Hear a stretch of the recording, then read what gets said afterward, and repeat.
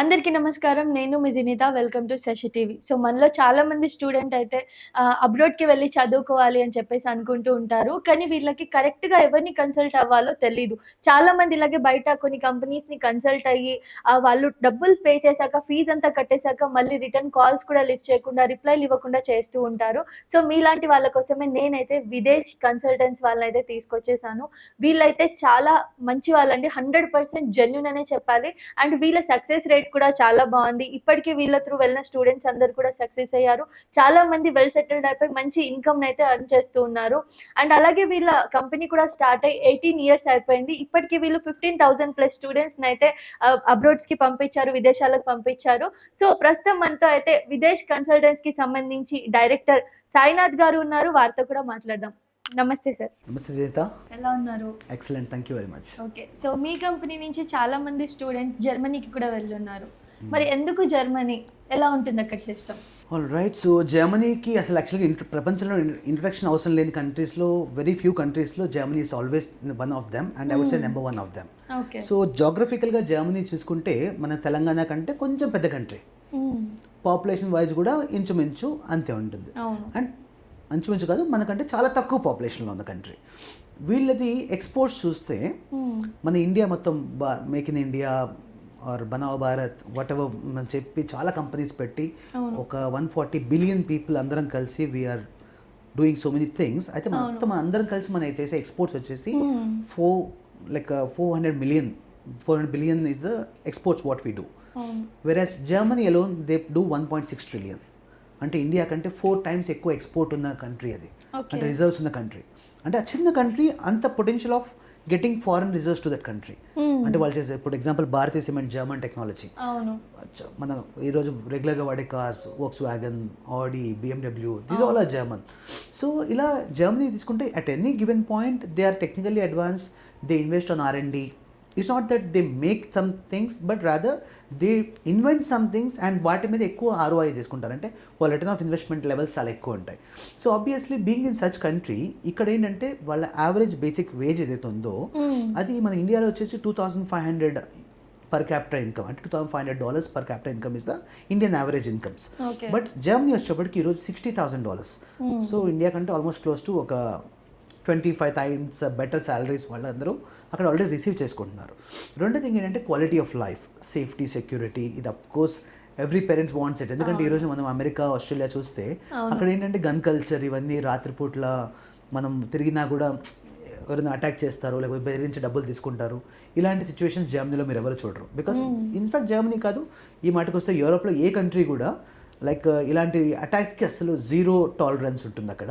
కాబట్టి అసలు ఒక మనిషి ఇంకో మనిషిని బలవంత పెట్టి తీసుకోవడం అనేది జరిగిన సిచ్యువేషన్స్లో Europe is always coming first. దాంట్లో Germany is one of the best option. So జర్మనీలో ఏంటంటే లైక్ వీళ్ళది అంత చిన్న జాగ్రఫికల్ కంట్రీ, వీళ్ళు ప్రపంచంలోనే 5th richest and 3rd industrialise country.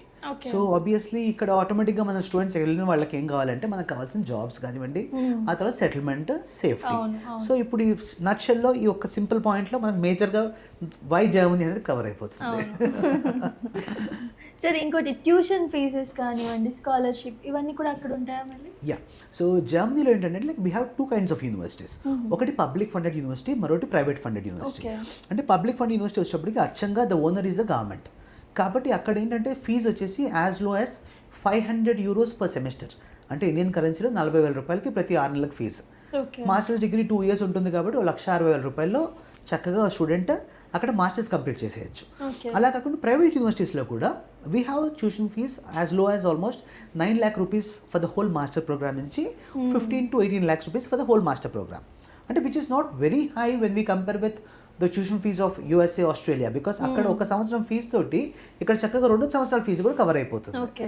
So అంత తక్కువ ఫీజు స్ట్రక్చర్లో ఉంటుంది. అదేంటి మరి ఇప్పుడు ఒకటే దగ్గర మీకు ఇక్కడ ఫ్రీ ఎడ్యుకేషన్ ఆప్షన్ ఉంది. ఇక్కడ ఫ్రీ ఎడ్యుకేషన్ అంటే టెక్నికల్గా 2 లక్షల్లో ఫీజు అయిపోతుంది. ఇంకో పక్కన మీరే 20 లక్షలు అంటున్నారు. మాకు 2 లక్షలు ఎందుకు వద్దు, మాకు 20 లక్షలు ఎందుకు తీసుకోవాలి అంటే it's not that actually Videsh consults wants it. ఇక్కడ ఏమవుతుందంటే ఎప్పుడైతే పబ్లిక్ ఫండెడ్ యూనివర్సిటీస్ ఉన్నాయో ఇక్కడ వీళ్ళకంటే ఒక ఎలిజిబిలిటీ క్రైటీరియా ఉంటుంది. ఈ క్రైటీరియాలో పబ్లిక్ ఫండెడ్ యూనివర్సిటీస్లో ఏంటంటే 3 out of 4 స్కేల్ అనేది రిక్వైర్మెంట్ జర్మన్ స్కేల్ ప్రకారం, which is 75% out of 100. So if the student securing any percentage over 75, I will also see that actually a student gets a free education. Because end of the day public fund universities చదువుకుంటే డబ్బులు మిగులుతాయి and అన్ని universities కూడా ఎట్లాగో world top ర్యాంకింగ్లో ఉంటాయి. కాబట్టి సర్టన్లీగా try చేస్తాం. So public funded యూనివర్సిటీస్లో ఏంటంటే మనకి 75/100 ఇస్ అ రిక్వైర్మెంట్. సో దాని ద్వారా ఏంటంటే like only the best students can get into that competitive zone. Because ఇక్కడ ఏంటంటే క్లాస్ రూమ్ వచ్చేటప్పుడు not just Indians but throughout the world apply చేస్తారు. జర్మనీకి students from USA, Canada also come to Germany to study the masters. So అంత మంచి country అది. కాబట్టి ఇలాంటి కంట్రీస్లో ఎప్పుడైతే స్టూడెంట్స్ చదవాలనుకుంటారో ఫస్ట్ థింగ్ ఏంటంటే they have to make sure they should have 75% and above for the public funded universities. Or if it is anything below that of course we have some private universities. అయితే public యూనివర్సిటీస్కి private university తేడా ఏంటంటే ఇవన్నీ university of applied sciences అంటాము. వీటిలో ఏంటంటే like 2 years masters program, దాంట్లో last 6 months internship ఉంటుంది. ప్రైవేట్ యూనివర్సిటీస్ కూడా సేమ్ దానికి ధీటుగా ఉంటుంది. సో ఇప్పుడు ఏమవుతుంది, private universities are competing with the public universities now because even private universities want good students. Kabatti now private universities what they are doing is actually they are going to put extra effort for the practical internship. And they are putting extra efforts for the student to get a professional placements. So ఈ ఒక చామ్ ఏదైతే ఉందో even public యూనివర్సిటీలో కూడా ఉంటుంది, but private యూనివర్సిటీలో ఈ effort కొంచెం ఎక్కువ ఉంటుంది. సో మనకి ఎండ్ ఆఫ్ ది డే మనకి ఇండియా నుంచి వెళ్ళినప్పుడు మనకు కావాల్సింది ఏంటంటే ఒక best university with job settlement option. So private యూనివర్సిటీస్లో ఏంటంటే ఈ ఎక్స్ట్రా ఎఫర్ట్ వాళ్ళు పెడతారు. కాబట్టి మనం ప్రైవేట్ యూనివర్సిటీకి వెళ్ళినా పబ్లిక్ యూనివర్సిటీకి వెళ్ళినా కూడా ఒకటి ఏంటంటే లైక్ ఈ కోర్స్ అయిపోయిన తర్వాత this government is giving you 18 months of stay back option. అంటే 1.5 year ఆ కంట్రీలో ఉంటూ మనం ఉద్యోగం వెతుక్కోవచ్చు. 1.5 year is actually quite long time for anybody to find job. So ఆ లోపు జాబ్ ఫైండ్ అవుట్ చేసుకుంటాము. దీనికి సపోర్ట్గా మనకు ఆల్రెడీ యూనివర్సిటీస్లో కూడా కెరీర్ సర్వీసెస్ ఉంటాయి. So they help us. Courses ఏమేమి అవైలబుల్గా ఉంటాయి? సో జర్మనీ అంటేనే మెకానికల్ అనేది చాలా మందికి ఉన్న అపోహ. బట్ ప్రాక్టికాలిటీ ఏంటంటే as a country Germany they have very good IT market, they have mechanical, electronics and ఇది కాకుండా మేనేజ్మెంట్ కూడా. బికాస్ అన్ని కార్లు తయారు చేస్తే అమ్మేవాడు కావాలిగా. కాబట్టి అఫ్కోర్స్ లైక్ వాళ్ళకి అక్కడ మేనేజ్మెంట్ ఫీల్డ్లో కానీ every field, finance, accounting, in fact actually agriculture, agri, తర్వాత chemistry, all the fields of master programs are available. So we have like more than 500+ master programs taught in English in Germany. So చక్కగా వాటిలో మనము students చూస్ చేసుకోవచ్చు and we can study 100% in English. So German language అనేది ఎక్కడ requirement కాదు, ఇది first studies. కానీ ప్రతి యూనివర్సిటీలో ఫస్ట్ 6 months వాళ్ళ లాంగ్వేజ్ నేర్పడం ద్వారా వీళ్ళకి ఏంటంటే ఆ లోకల్ స్టూడెంట్స్తో వీళ్ళు మాట్లాడుతూ అండ్ టెక్నికల్గా ఏంటంటే 24 hours per week part time job allowed ఉంది ఇక్కడ. So when they have this option of doing 24 hours per week part time, so automatically వీళ్ళు వర్క్ చేస్తున్న ప్లేస్లో జర్మన్ ప్రాక్టీస్ చేస్తారు. మాట్లాడుతూ ఒక 2 yearsలో వీళ్ళు మాస్టర్స్ అవుతుంది. సైమల్టేనియస్లీ జర్మన్ లాంగ్వేజ్ కూడా నేర్చుకుంటారు. సో ఎప్పుడైతే ఇలా అవుతుందో they are fit for the local jobs. Okay, ఇంకోటి పార్ట్ టైం జాబ్స్ కూడా అక్కడ చేయొచ్చా?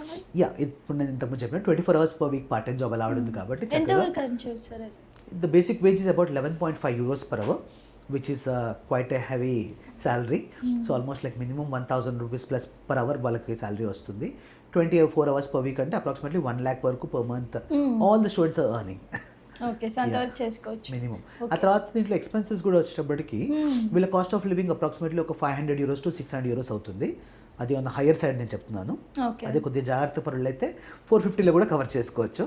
సో అబౌట్ 50,000 యావరేజ్గా పెట్టుకుంటే, సో పార్ట్ టైంలో 1,00,000 సంపాదించినా ఓ 50,000 రూపాయలు వీళ్ళు ఖర్చులు పెట్టినా ఇంకో 50,000 సేవింగ్గా తీసుకోవచ్చు.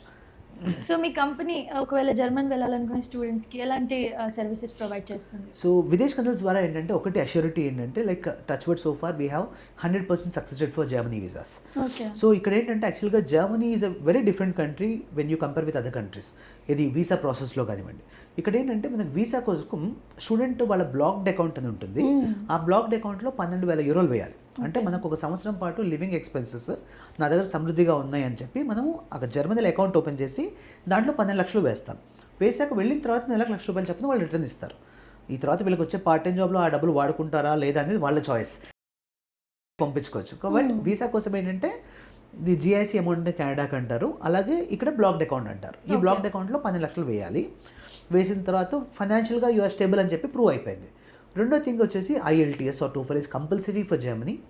సో IELTS అయితే మినిమం 6.0, TOEFL అయితే 79. సో దీని ద్వారా ఏంటంటే మీరు భాష పరంగా యూ హ్యావ్ గుడ్ స్కిల్స్ అని వచ్చి ప్రూవ్ అయిపోయింది. తర్వాత మూడో థింగ్ వచ్చినప్పుడు మన అకాడమిక్ డాక్యుమెంట్స్ అవి జెన్యూన్ అని చెప్పడానికి జర్మనీలో ఏంటంటే జర్మన్ ఎంబసీ వాడు APS వెరిఫికేషన్ అని చేస్తాడు. ఈ APS వెరిఫికేషన్ వచ్చేసి ఒక 18,000 రూపాయలు ఖర్చు పెట్టి మనమే జర్మన్ ఎంబసీకి కట్టి ఒక 1 month to 45 days పడుతుంది వెరిఫికేషన్కి. ఆ వెరిఫికేషన్ చేశాక వాడు వెరిఫికేషన్ రిపోర్ట్ ఇస్తాడు విచ్ ఇస్ జెన్యూన్ డిగ్రీ అని. సో ప్రపంచంలో ఏ కాన్సులేట్ అయినా వీసా రిజెక్ట్ చేయాలి అంటే వాళ్ళకున్న ముఖ్యమైన డౌట్లు ఇవే.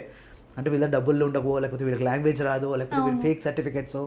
ఇక్కడ అన్ని విషయాల్లో మనం ఆ క్లారిటీ ఇచ్చేస్తున్నాం కాబట్టి touch word so far we have 100% success rate. Okay. కాబట్టి మనకి స్టూడెంట్ దగ్గర వీసా దగ్గర ప్రాబ్లం ఉండదు. Mm. So that is how actually it is. Okay. So మిమ్మల్ని సంప్రదించడం ఎలా?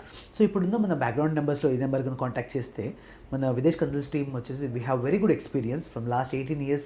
I been sending students to Germany. Mm. So we have very good rapport with the most of the public universities also on a Okay. Personal note. Okay. అంటే అఫీషియల్గా ఎవరు work చేయడానికి లేదు public universities తోటి, but personal లెవెల్లో I do have some contacts which can help student to secure good admissions. So ఇప్పుడు coming September intake applications already run అవుతున్నాయి. And luckily we have some mid intakes also which is for the May and June intakes. If somebody is planning for Germany, please go ahead, pick up your phone and call us. Videsh consults వాళ్ళని సంప్రదించాలంటే కింద scroll అవుతున్న నంబర్పై contact అవ్వండి.